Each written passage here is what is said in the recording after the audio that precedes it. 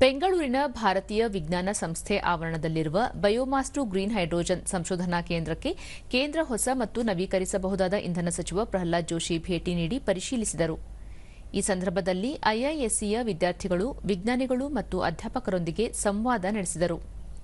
ಈ ವೇಳೆ ಪ್ರಹ್ಲಾದ್ ಜೋಶಿ, ಪ್ರಧಾನಿ ನರೇಂದ್ರ ಮೋದಿ ನೇತೃತ್ವದಲ್ಲಿ ಹಸಿರು ಜಲಜನಕ ಮಿಷನ್ ವಾರ್ಷಿಕ 5 ದಶಲಕ್ಷ ಮೆಟ್ರಿಕ್ ಟನ್ ಜಲಜನಕ 125 ಗಿಗಾವ್ಯಾಟ್ ಶುದ್ಧ ಇಂಧನ ಉತ್ಪಾದನಾ ಸಾಮರ್ಥ್ಯ ಹೊಂದಿದ್ದು 8 ಲಕ್ಷ ಕೋಟಿ ರೂಪಾಯಿ ಹೂಡಿಕೆಯೊಂದಿಗೆ 6 ಲಕ್ಷ ಉದ್ಯೋಗಗಳನ್ನು ಸೃಷ್ಟಿಸಲಿದೆ. ಜೊತೆಗೆ ವಾರ್ಷಿಕವಾಗಿ 50 ದಶಲಕ್ಷ ಮೆಟ್ರಿಕ್ ಟನ್ ಇಂಗಾಲ ಆಮ್ಲವನ್ನು ಕಡಿತ ಮಾಡುವ ಗುರಿ ಹೊಂದಲಾಗಿದೆ ಎಂದರು. ಸುಧಾರಿತ ಹೈಡ್ರೋಜನ್ ಸಂಗ್ರಹಣೆ, ಕಡಿಮೆ ವೆಚ್ಚದ ಎಲೆಕ್ಟ್ರೋಲೈಸರ್ಗಳು ಮತ್ತು ಇಂಧನ ಕೋಶ ತಂತ್ರಜ್ಞಾನ ಸೇರಿದಂತೆ ಪ್ರಮುಖ ಕ್ಷೇತ್ರಗಳ ಮೇಲೆ ಕೇಂದ್ರೀಕರಿಸಲು ವಿಜ್ಞಾನಿಗಳನ್ನು ಪ್ರೋತ್ಸಾಹಿಸಲಾಗಿದ್ದು, ಶುದ್ಧ ಹಸಿರು ಮತ್ತು ಕೈಗೆಟುಕುವ ಹೈಡ್ರೋಜನ್ನಲ್ಲಿ ಭಾರತವನ್ನು ಮುನ್ನಡೆಸಲಿದೆ ಎಂದು ತಿಳಿಸಿದ್ದಾರೆ.